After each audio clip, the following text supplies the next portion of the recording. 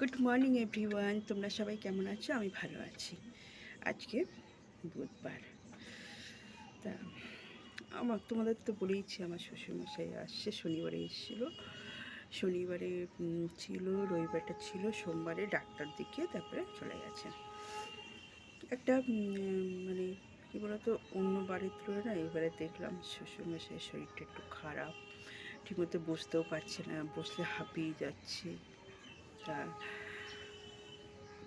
যে মানুষটা মানে আমি বিয়ে করে আসার পর থেকে দেখছি একটা কিছু চলতো, ভোর 4টে থেকে রেডিও চালাতো বা এফএম চালাতো। হ্যাঁ, তারপরে হচ্ছে উনি খবর দেখতেন, তারপরে ঠাকুরের যত সিরিয়াল আছে সেগুলো দেখতেন বসে বসে। এখন সেগুলো কিচ্ছু না, না একটা রেডিও শুনছি, না এফএম শুনছি, না টিভি দেখছি, বুঝতেও পারছি না। যখন আমি খেতে দিচ্ছি তখন বসছেন, বসে খাচ্ছেন, তারপরে শুয়ে পড়ছেন। তা এবার দেখে না মনটা খারাপ হয়ে গেল।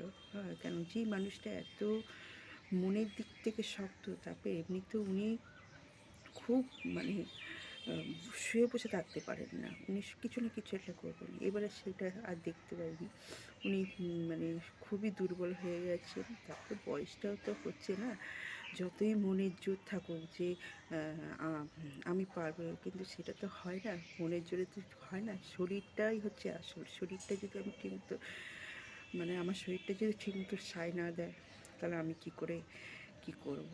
তা একটু মনটা খারাপ হয়ে গেছে, আমারও হয়েছে, আমার হাজব্যান্ডেরও হয়ে গেছে। যতই হোক দেখো, মানে বাবা মা শ্বশুর শাশুড়ি এরা হচ্ছে, খারাপ হোক ভালো হোক যাই হোক, একটা মাথার উপরে ছাদ আমরা মনে করি, তাই না?